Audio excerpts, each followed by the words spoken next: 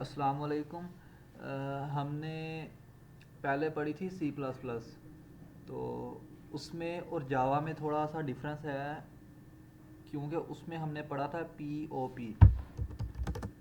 ये इसका मतलब जो स्टाइल था ना हमारा राइटिंग अ कोड, वो था प्रोसीजर ओरिएंटेड। ठीक है। लेकिन अब हम पढ़ रहे हैं ऊप्स। आपको ऑब्जेक्ट ओरिएंटेड प्रोग्रामिंग का कहा गया होगा। इसको शॉर्ट फॉर्म में हम कहते हैं ओप्स, ऑब्जेक्ट ओरिएंटेड प्रोग्रामिंग। ठीक है।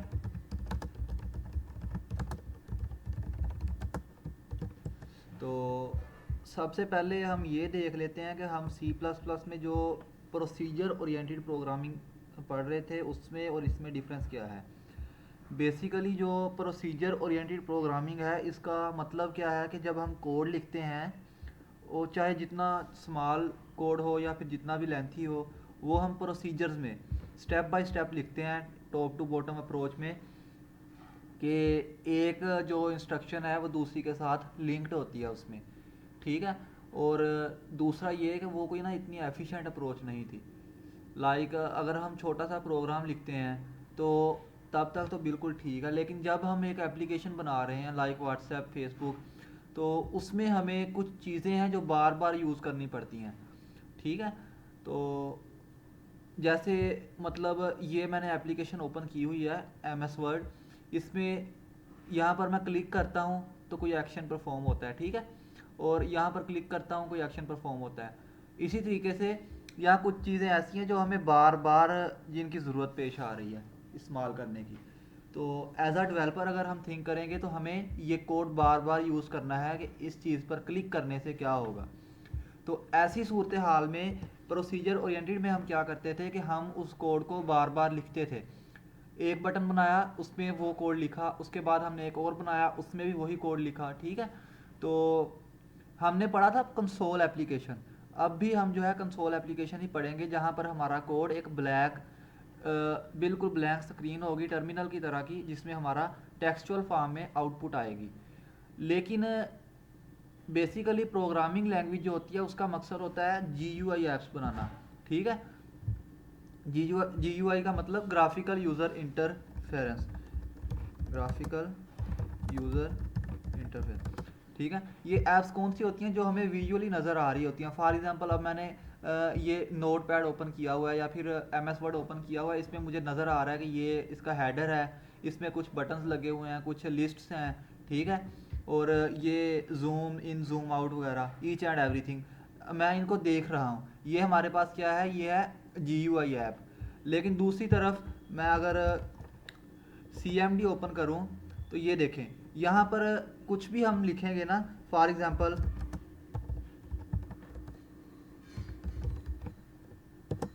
मैंने टेक्सचुअल फॉर्म में डाटा दिया और उसने आगे से मुझे उसका आंसर भी टेक्सचुअल फॉर्म में ही दिया। मैंने उससे क्या पूछा कि जावा का मेरे पास कौन सा वर्जन इंस्टॉल्ड है, तो उसने मुझे आंसर दिया कि ये वाला वर्जन इंस्टॉल्ड है। अच्छा, इसमें मसला क्या है? बिलफर्ज अगर मैं इधर ऐसे कोई रॉन्ग प्रॉम्प्ट दे देता हूँ, ठीक है, सिंपल उसने बता दिया इट इज़ नॉट रिकॉग्नाइज है। ये ज़्यादा एफिशिएंट नहीं है, ना ही एक यूज़र जो है उससे बेस्ट तरीके से इंटरेक्ट कर पाता है। लेकिन अगर यहाँ पर बटन्स हों, ठीक है, कुछ इमेज हों, कुछ कलर यूज़ किए हों, तो वो ज़्यादा बेस्ट बेस्ट इम्पैक्ट होता है। जी यू आई में हमें कुछ चीज़ें बार बार इस्तेमाल करनी पड़ती हैं। तो जब हम प्रोसीजरल अप्रोच यूज़ करते हैं, उसमें हमें बार बार उस कोड को लिखना पड़ता है। ठीक है। इस ज़रूरत को फिर मद्देनज़र रखते हुए ऊप्स का कंसेप्ट लाया गया। बेसिकली सी प्लस प्लस में भी ऊप्स है, लेकिन पहले प्रोसीजरल अप्रोच यूज़ होती थी, उसके बाद फिर इनकी जो ड्रॉबैक्स थे उनको सोल्व करने के लिए ऊप्स को इंट्रोड्यूस करवाया गया, कुछ स्पेसिफिक फीचर्स के साथ जो प्रीवियस प्रॉब्लम्स को कवर कर रहे थे। ठीक है। तो उसमें क्या होता है, हमारे पास कोड की रीयूजेबिलिटी होती है। ठीक है। मतलब हमने कुछ भी लिखना है वो क्लासेस में लिखना है, क्लासेस में हमारे पास ऑब्जेक्ट्स होते हैं। ठीक है। उसके अलावा हम हमारे पास कुछ इसके बेसिक पिलर्स होते हैं जिसकी मदद से हम कोड को मच एफिशिएंट वे से लिख सकते हैं, और दूसरा ये कि एक कोड को बार बार रैपिडेटली यूज़ कर सकते हैं बजाय इसके कि उसको बार बार लिखें। ठीक है, तो मैं सिंपल लिख के दिखा देता हूँ। For uh specific feature we need to write a same piece of code again and again, and it is much bulky or never much secure or best approach we can use in procedure oriented programming. ठीक है, तो उसको फिर जब इस ज़रूरत को देखा गया तो फिर ऊप्स का कंसेप्ट लाया गया। उसमें क्या था कि हम रीयूज़ेबिलिटी करेंगे कोड की। ठीक है, दूसरा हमारा कोड जो है much resemble with real world problems और इजी टू मेंटेन। अच्छा, यहाँ पर मैंने एक वर्ड यूज़ किया इजी टू मेंटेन। इसका क्या मतलब है? देखिए, अगर हमने एक काम के लिए 100 दफ़ा प्रोग्राम में वही स्पेसिफिक पीस ऑफ कोड लिखा, ठीक है, तो जहाँ मेरी एक गलती हो गई उसको सॉल्व करने के लिए उसको सॉल्व किया, उसके बाद दूसरे में भी वही सेम मिस्टेक थी, ठीक है, एक स्पेसिफिक लॉजिक की, तो मुझे 100 दफ़ा उसको चेंज करना पड़ेगा। लेकिन अगर कोड हमारा रीयूज़ होगा, एक specific piece of code, for example ये एक इतना कोड, मैं इसको बार बार उठाकर यूज़ करूँगा, तो जहाँ मिस्टेक आ गई मुझसे, मुझे वो 100 दफ़ा उसको सेट करना पड़ेगा। ठीक है, दूसरी तरफ ऊप्स में क्या होगा कि मैंने एक ही दफ़ा लिखा और इसको जस्ट यूज़ किया, कॉल किया दूसरी जगह पर। ठीक है, तो मैं क्या करूँगा, एक ही जगह पर आऊँगा, उस कोड को मॉडिफाई करूँगा और वो 100 टाइम जहाँ पर भी यूज़ हुआ है वहाँ अपडेट हो जाएगा। ठीक हो गया। तो नेक्स्ट क्या था कि इन प्रोसीजरल प्रोग्रामिंग जो हमारा प्रोग्राम था ना वो काफ़ी लेंथी हो जाता था। किस वजह से? कि हमें वही कोड जो है बार बार लिखना पड़ रहा था, जबकि ऊप्स में हमें वो फीचर मिला कि हम कोड को रीयूज़ कर सकते हैं। अच्छा, ऊप्स के मैं ना आपको फीचर्स बता देता हूँ। सबसे पहले बेसिकली हमारे पास सबसे पहले क्लास का कंसेप्ट है, उसके बाद ऑब्जेक्ट का, नेक्स्ट हमारे पास आ जाते हैं 4 बेसिक मेजर पिलर्स ऑफ ऊप। इनमें सबसे पहले आता है हमारे पास इनहेरिटेंस, पॉलीमॉर्फिज्म, इनकैप्सुलेशन और एब्स्ट्रैक्शन। ठीक है, अच्छा इनका मतलब बताता हूँ आपको। बेसिकली जहाँ हम बॉयलर प्लेट कोड लिखते थे जावा में, हम हर चीज़ जब भी प्रोग्राम शुरू करेंगे तो वो एक मेन क्लास से शुरू होगा। ठीक है, तो उसके बाद ये क्लास क्या है, बेसिकली एक ब्लूप्रिंट है। ठीक है, और दूसरा नॉन फिजिकल एंटिटी, इसका कोई वजूद नहीं है, बिल्कुल ऐसे ही। और दूसरा ऑब्जेक्ट जो है ये क्या है, इंस्टेंस ऑफ अ क्लास। अच्छा, इन दोनों का ना मैं आपको समझाता हूँ। जैसे देखें, हम ह्यूमन है, ठीक है, इंसान का कोई वजूद है नहीं, ये एक ब्लूप्रिंट है। ठीक है, तो मैं भी इंसान हूँ, आप भी इंसान हैं, लेकिन बजाते इंसान का कोई वजूद नहीं है। ठीक है, क्लास को हम एज्यूम कर लें एज अ ह्यूमन। ठीक है, ह्यूमन। और दूसरी तरफ अगर मैं कहूँ कि जी एक स्पेसिफिक पर्सन लाइक रुहाब, ठीक है, या फिर अली, हमारा वजूद भी है, हम जो है वो फिज़िकल एंटिटीज़ हैं। ठीक है, तो हम क्या हैं, हम ऑब्जेक्ट हैं, इस क्लास के ऑब्जेक्ट्स हैं। ठीक है, तो उम्मीद करता हूँ इस तरीके से आपको बेहतर समझ आ गई होगी कि क्लास और ऑब्जेक्ट में क्या फ़र्क होता है। आज मैं आपको कोड करके नहीं दिखा रहा कुछ भी, बेसिकली समझाना चाह रहा हूँ कि इनमें डिफरेंस क्या है। ठीक है, तो इस तरीके से क्लास और ऑब्जेक्ट का कंसेप्ट आ गया जो कि रियल वर्ल्ड एंटिटीज़ के साथ रिसेंबल करता है। ठीक हो गया, हम कुछ भी काम करेंगे वो एक क्लास में डिफाइन होगा, क्लास के ऑब्जेक्ट्स होंगे, ऑब्जेक्ट्स के अंदर एट्रीब्यूट्स और मेथड्स होंगे। ठीक है, क्लास आ गई ह्यूमन की, उसका ऑब्जेक्ट आ गया, ऑब्जेक्ट के फिर एट्रीब्यूट्स आ गए like colour, height, weight, gender. ठीक है, तो ये इसकी प्रॉपर्टीज़ आ गई। इसी तरीके से नेक्स्ट हमारे पास जो 4 पिलर्स हैं, कौन कौन से हैं ये? इनहेरिटेंस। ठीक है, इनहेरिटेंस का क्या मतलब होता है कि हमारे पास मल्टीपल क्लासेस होंगी। ठीक है, एक क्लास में हमने कोई काम कर लिया, फॉर एग्जांपल मैं ये चीज़ें जो हैं उठा के ह्यूमन की क्लास में एक दफ़ा डिक्लेयर कर लेता हूँ। ठीक है, ऐसे। अब मैं क्या करूँगा, मैं ह्यूमन जो है ये हमारी पेरेंट क्लास है। उसके बाद एक स्पेसिफिक पर्सन के लिए मैं उसके नेम के साथ क्लास बना लेता हूँ। ठीक है, तो वो चाइल्ड क्लास है। मैं क्या करूँगा, मैं क्योंकि अब ह्यूमन का भी यही प्रॉपर्टीज़ हैं, अब एंटिटी जो है रुहाब एक स्पेसिफिक पर्सन है, इसकी क्लास जो है इसमें भी सेम प्रॉपर्टीज़ ही होंगी। ठीक है, क्योंकि वो उसी मेन पेरेंट क्लास से बिलोंग करती है। तो मैं इन्हीं प्रॉपर्टीज़ को एक दफ़ा डिफाइन करके जस्ट उनको यूज़ करूँगा और उनको वैल्यूज असाइन कर दूँगा। ठीक है, तो इस तरीके से मैंने क्या किया, मैंने पेरेंट क्लास से चाइल्ड क्लास में कुछ प्रॉपर्टीज़ को इनहेरिट किया। ठीक है, इनहेरिट का क्या इनहेरिटेंस मतलब बायोलॉजी में या रियल लाइफ में हम क्या कहते हैं कि वालदैन से जो खसूसियात पेरेंट्स चाइल्ड में जो है ना ट्रांसफ़र होती हैं। इसी तरीके से पेरेंट क्लास से जो चाइल्ड क्लासेस में प्रॉपर्टीज़ ट्रांसफ़र होती हैं उनको इनहेरिटेंस कहते हैं। ठीक है, तो इससे क्या होता है कि हमें बार बार हर क्लास में, हर चाइल्ड क्लास में वो सारी प्रॉपर्टीज़ दोबारा डिफाइन करना, उनको वैल्यूज असाइन करना, इस दिक्कत से हमने ना बच जाना है। सिर्फ एक दफ़ा उनको डिफाइन कर दिया, अब सिर्फ उनको वैल्यूज देकर यूज़ कर लेंगे। ठीक है, तो ये हमारे पास था इनहेरिटेंस। दूसरा पॉलीमॉर्फिज्म किसे कहते हैं? जब एक ही चीज़ के डिफरेंट रोल होंगे। ठीक है, फॉर एग्जांपल मैं आपको बताता हूँ कि लाइक एक हमारे पास फंक्शन है। ठीक है, कैलकुलेशन नेम का। ठीक हो गया, तो एक ही नेम है इसका, एक जगह पर इस फंक्शन के ज़रिए मैं ऐड करवा रहा हूँ दो चीज़ों को। ठीक है, एक जगह पर मैं सब्सट्रैक्ट करवा रहा हूँ। ठीक हो गया, तो same name but different features या डिफरेंट पर्पस। एक ही चीज़ के जब दो से ज़्यादा काम होंगे तो उसे हम कहते हैं पॉलीमॉर्फिज्म या मोर देन वन फॉर्म। ठीक है, मोनो का क्या मतलब होता है सिंगल, पोली का मतलब होता है मोर देन वन। सादा ज़बान में यानी कि जैसे कह लें कि दो मुंह वाला इंसान।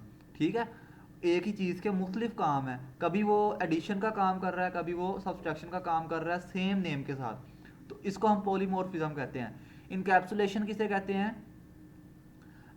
जब हम क्या करते हैं कि कंप्लेक्सिटी को हाइड करके सिर्फ फंक्शनैलिटी को शो करवा देते हैं, तो इसको हम इनकैप्सुलेशन कहते हैं। हमने जो कंप्लेक्सिटी है उसको कैप्सुलेट करके जस्ट उसकी फंक्शनैलिटी जो है वो शो करवा दी। लाइक टीवी का रिमोट देख लें, ठीक है, या एसी का रिमोट देख लें, उस पर हमारे पास बटन्स होते हैं ऑन का, ऑफ का। हमें नहीं पता उसके पीछे जब हम प्रेस करते हैं तो क्या लॉजिक चल रही है। तो इस तरीके से हमने क्या किया, कम्प्लेक्सिटी को हाइड करके उसकी फंक्शनैलिटी जो है वो शो करवा दी। बस यूज़र को ये पता है कि ऑन करेंगे ये एसी ऑन हो जाएगा, ऑफ से ये ऑफ हो जाएगा। उसे इस चीज़ से कोई लेना देना नहीं कि ये हो कैसे रहा है। ठीक है, तो इस तरीके से इनकैप्सुलेशन है। तो ये बेसिक जो है ना थ्योरेटिकल कंसेप्ट से, जिनको हम वन बाय वन समझेंगे सारे। और भी काफ़ी चीज़ें हैं, अब मैं पहले लेक्चर में सारा कुछ एक्सप्लेन नहीं करना चाह रहा, तो अब मैं आपको ना इन्वायरमेंट सेटअप करना सिखा देता हूँ। बेसिकली जावा जो है ना, इसको रन करने के लिए या राइट करने के लिए हमें कुछ चीज़ों की रिक्वायरमेंट होती है। जैसे हम कोड्स ब्लॉक यूज़ कर रहे थे सी प्लस प्लस के लिए, how to write and run Java program और एप्लीकेशन। ठीक है, तो उसके लिए हमें कोड सी प्लस प्लस के लिए जैसे हमें कोड्स ब्लॉक की ज़रूरत थी। ठीक है, एक और उसके बाद सी प्लस प्लस का कंपाइलर चाहिए था हमें। ठीक है, तो इसी तरीके से जब हम जावा का कोड राइट करेंगे या रन करेंगे उसके लिए हमें एक आईडीई की ज़रूरत होगी, ठीक है। उसके बाद हमें जावा के डेवलपमेंट किट की ज़रूरत होगी, जिसको हम कहते हैं जेडीके, ठीक है।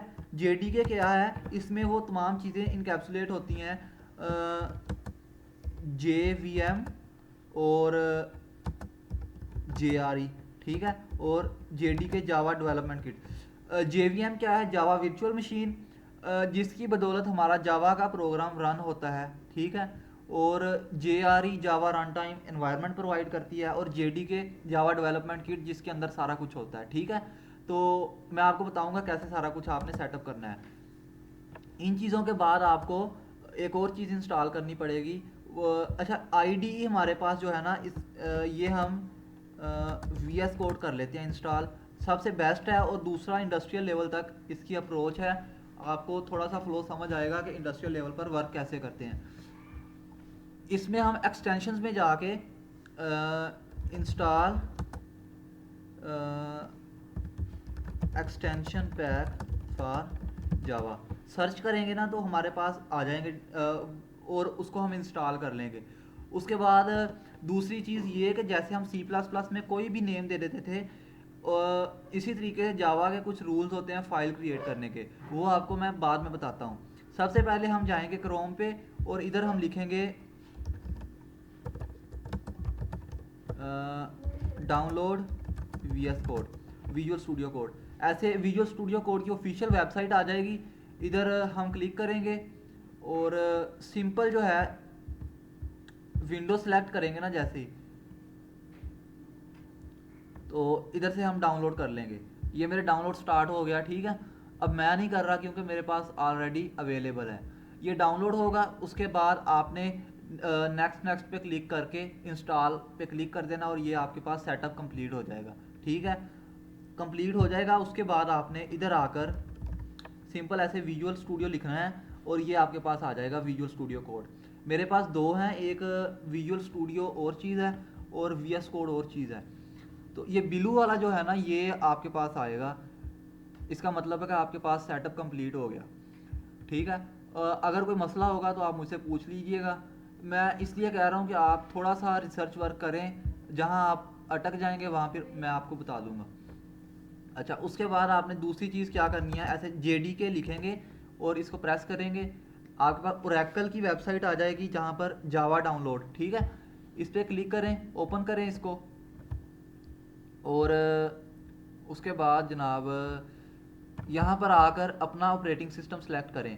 लिनक्स ऑपरेटिंग सिस्टम हमारे पास नहीं है, मैकोस हमारे पास नहीं है, हमारे पास है विंडोज़, ठीक है। हम विंडोज़ पे वर्क कर रहे हैं। इसको सेलेक्ट करके ये दरमियान वाला जो X64 इंस्टॉलर, ठीक है, इसको आपने लिंक पर जैसे ही क्लिक करेंगे ना यहाँ पर, तो ये आपका डाउनलोडिंग स्टार्ट हो गई, ये देखें, ठीक है। तो मैं इसको भी फ़िलहाल रहने दे रहा हूँ क्योंकि मेरे पास ऑलरेडी इंस्टॉल्ड है, और ये थोड़ा सा टाइम लेगा, और ड्यूरिंग लेक्चर जो है ना थोड़ा ये मुश्किल हो जाएगा समझाना। अच्छा, ये दो चीज़ें आपके पास रेडी हो गई। उसके बाद आपने क्या करना है, सिंपल आना है अपने डेस्कटॉप पे, या जहाँ पर आप अपना प्रोजेक्ट या फिर प्रैक्टिस सेव करते हैं। मैं समझाने के लिए सिंपल डेस्कटॉप ही आ जाता हूँ। न्यू फोल्डर क्रिएट करेंगे, ठीक है, जावा प्रैक्टिस के नाम से मैं इसको सेव कर लेता हूँ, ठीक हो गया। इसको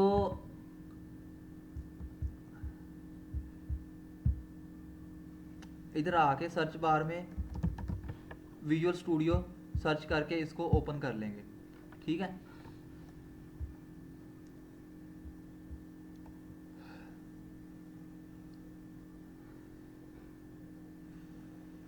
चल जाए यार, ये ओपन हो गया हमारे पास।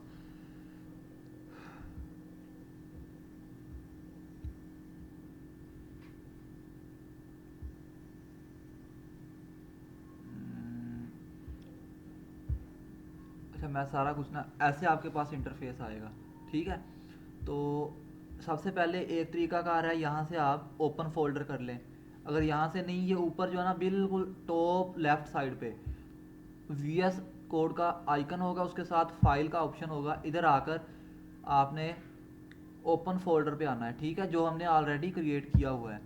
ओपन फोल्डर पे आके क्लिक करेंगे, यहाँ पर मैंने चूँकि डेस्कटॉप पे क्रिएट किया है, डेस्कटॉप सेलेक्ट किया। डेस्कटॉप किसे कहते हैं, जो जैसे हमारा सिस्टम ओपन होता है जो सबसे पहले हमारे पास स्क्रीन शो होती है ना, वहाँ जो भी चीज़ें होती हैं वो डेस्कटॉप है हमारा। ठीक है, तो यहाँ पर जावा प्रैक्टिस नाम से मैंने एक फ़ोल्डर क्रिएट किया हो, इस पर डबल क्लिक करके ये नीचे फ़ोल्डर का नेम आ गया जावा प्रैक्टिस, इसको सिलेक्ट कर लेना है हमने। ये हमारे पास फ़ोल्डर सेलेक्ट होके ओपन हो गया। अच्छा जी, फ़िलहाल हमारे पास और कुछ नहीं आना। ये हो गया। अब इसके इधर हमारे पास सबसे पहले आया न्यू फाइल का ऑप्शन, न्यू फोल्डर का ऑप्शन, रिफ्रेश एक्सप्लोरर। ठीक है, इससे कुछ नहीं होगा, जैसे सिस्टम हम रिफ्रेश करते हैं ऐसे ये होगा।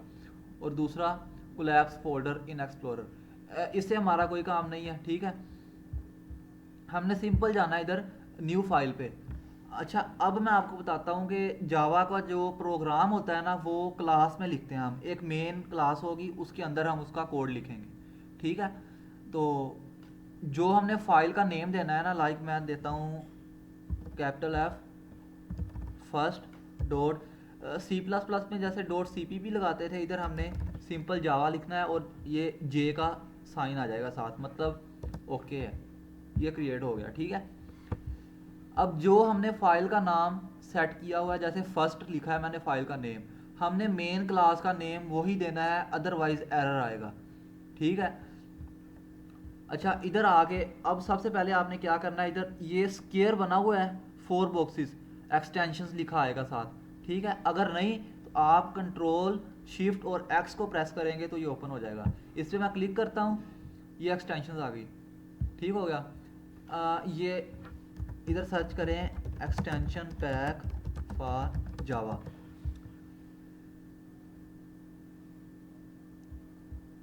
सबसे पहले आ गया हमारे पास जनाब एक्सटेंशन पैक फॉर जावा, इससे कोई भी सिलेक्ट कर लें। अच्छा मैं ये कर लेता हूँ। जैसे इधर आएंगे ना, आपके पास इधर इंस्टॉल का ऑप्शन आएगा। मैंने इंस्टॉल किया हुआ है, इस वजह से डिसेबल का ऑप्शन है कि आया कि मैं इसको डिसेबल करना चाहता हूँ या नहीं। तो आपने सिंपल इसको क्लिक करके इंस्टॉल पे छोड़ देना है। ठीक है, ये खुद ही इंस्टॉल हो गए। जब यहाँ पर डिसेबल का ऑप्शन आ जाएगा मतलब ये इंस्टॉल हो चुकी है। ठीक है, इसको यहाँ से क्रॉस कर दें। अब आ गए हम अपना मेन फाइल पे। ये को पायलट है, अगर इनेबल करना चाहते हैं, ये ऐसी जैसे चैट जीपीटी काम करती है वैसे ही ये काम करता है। ठीक है, तो इसका ओवरव्यू आपको बाद में दूंगा। अच्छा, अब हम लिखते हैं जैसे सी प्लस प्लस में बॉयलर प्लेट कोड लिखा था, ये उसने ऑटो सजेस्ट कर दिया। अच्छा, पब्लिक क्लास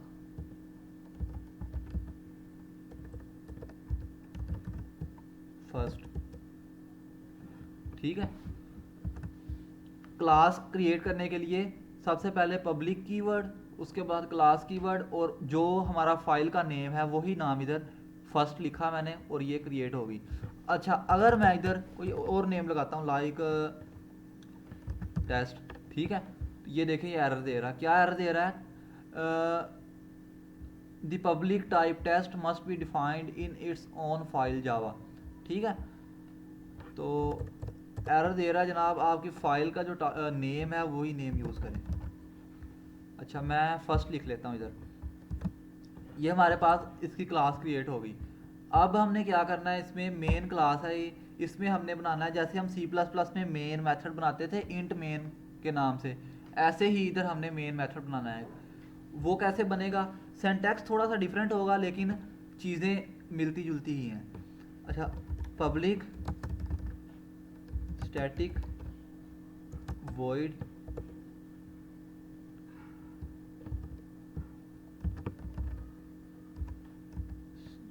string ar।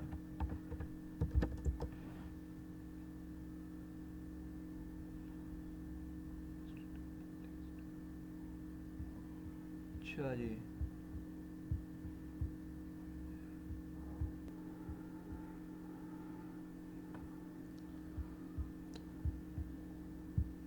अच्छा जी, तो मेन मेथड बनाना है हमने पब्लिक स्टैटिक void मेन, और यहाँ पर स्ट्रिंग args, ठीक हो गया। अगर आपका तमाम सेटअप जो है ना वो सक्सेसफुली इंस्टॉल्ड होगा तो यहाँ पर आपके पास दो आइकन आ जाएंगे, एक रन का और एक डीबग का, ठीक है। तो मतलब हमारा प्रोग्राम जावा का जो कंप्लीट सेटअप है वो इंस्टॉल्ड है। ये हमारे पास मेन कोड है जो हमने लिखना है हर प्रोग्राम में।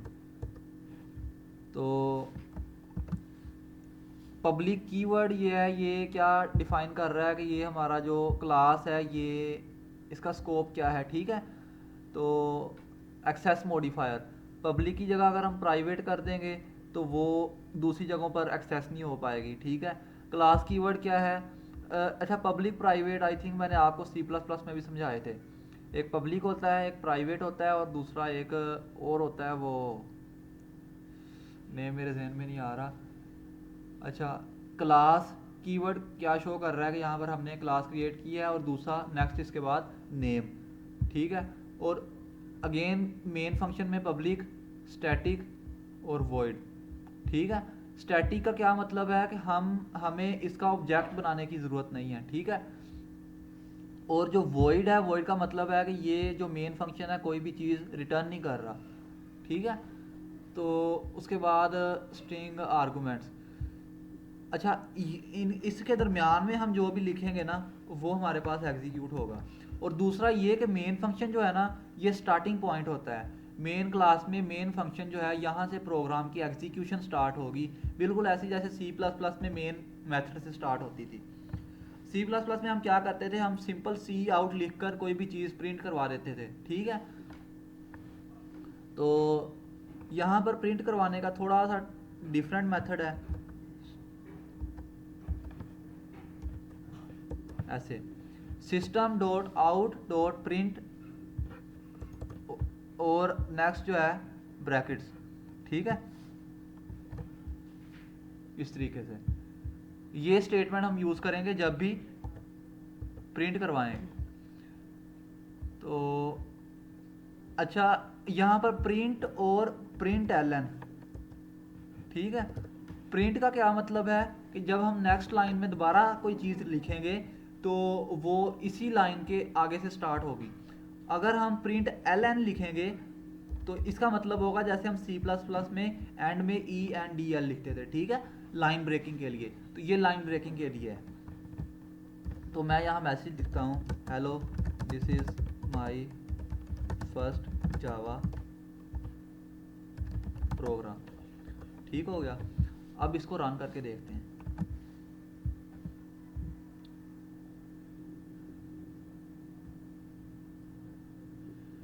ये देखें सक्सेसफुली रन हो गया हमारा, hello this is my first Java program, ठीक हो गया। और दूसरा, आज के लेक्चर में मैं आपको कुछ प्रोसीजरल वे से चीज़ें समझा देता हूँ। पहली चीज़ के यहाँ पर क्लास बननी ही बननी है, ठीक है। जैसे हम वेरिएबल्स बनाते थे सी प्लस प्लस में, इन दी सेम वे यहाँ पर भी हमारे पास वेरिएबल होंगे। इंट, एक सिंपल सा प्रोग्राम बना लेते हैं हम, int A is equal 10, int B is equal 20, int sum is equal A plus B, और the sum of two numbers is sum, ठीक है। तो देखते हैं क्या आउटपुट आती है हमारे पास। The sum of two number is 30।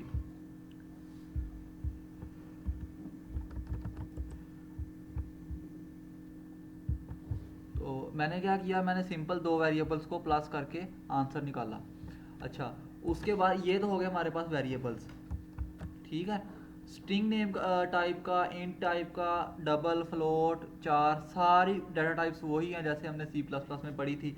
उसके बाद कंडीशंस थी, ठीक है, वो मैं लगा देता हूँ अब यहाँ पर। इफ़, सबसे पहले if condition, if A is greater than 10। ठीक हो गया। System dot out A is larger, simple मैं एक स्टेटमेंट एल्स अदरवाइज क्या हो, A is smaller.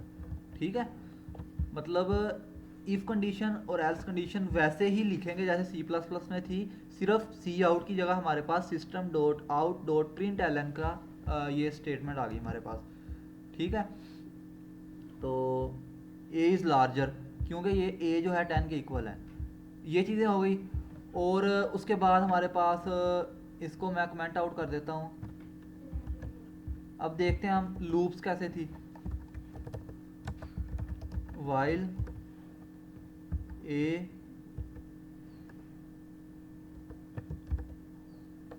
Is equal 10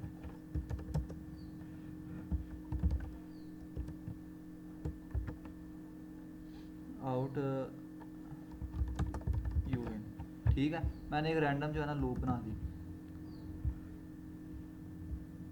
तो ये इनफाइनाइट लूप बन गई। क्यों बनी? क्योंकि ए जो है 10 के इक्वल है और ये कंडीशन ट्रू थी। ठीक है, ऐसे लूप्स बन गई। While do while loop. ठीक है, उसके बाद स्विच स्टेटमेंट भी वैसे ही होगी, स्विच ए। ठीक है, और यहाँ पर हम लगा लेते हैं A is equal 10 sysout. Okay, ठीक है, और डिफ़ॉल्ट में सिस आउट इनवैलिड। तो सेव करके इसको रन करते हैं हम। अच्छा जी, ओके, ठीक हो गया। ऐसे ही हमने स्विच स्टेटमेंट भी बना ली, loops, if condition, else condition, और उसके बाद मेरे ख्याल में यही कंसेप्ट थे बेसिक सी प्लस प्लस में जो हम प्रोसीजरल ओरिएंटेड में पढ़ते थे। तो इस तरीके से जावा में भी तकरीबन आलमोस्ट मिलते जुलते होते हैं, लेकिन ये चीज़ें जो हैं ये आपको समझने की ज़रूरत नहीं है, बस पता हो आपको। अच्छा, एक और चीज़ कि जावा में यूज़र इनपुट कैसे लेते हैं। ठीक है, तो उसके लिए सबसे सिंपल वे है import Java dot यूटिल dot scanner. ठीक है, क्या मसला है भाई। और उसके बाद scanner is equal scanner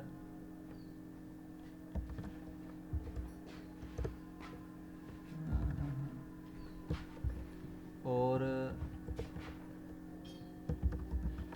system dot in. ठीक है, इसके लिए हम इंपोर्ट करवाएंगे जैसे हम हेडर फाइल्स ऐड करते थे सी प्लस प्लस में, ऐसे ही हम हैश इंक्लूड की जगह इंपोर्ट कीवर्ड यूज़ करते हैं जावा में। मैंने क्या कहा जनाब, स्कैनर टाइप नाम की क्लास है एक, उसको ऐड कर दो।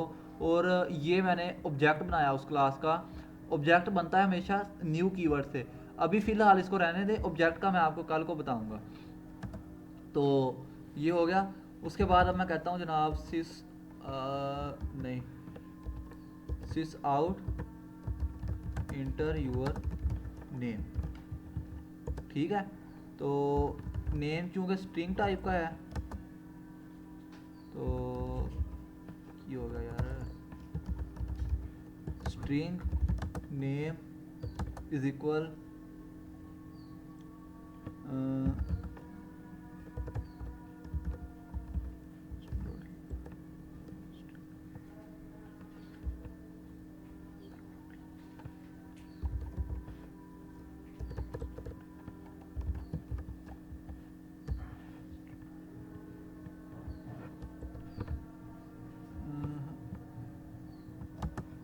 इसका देख लेते हैं एक दफ़ा।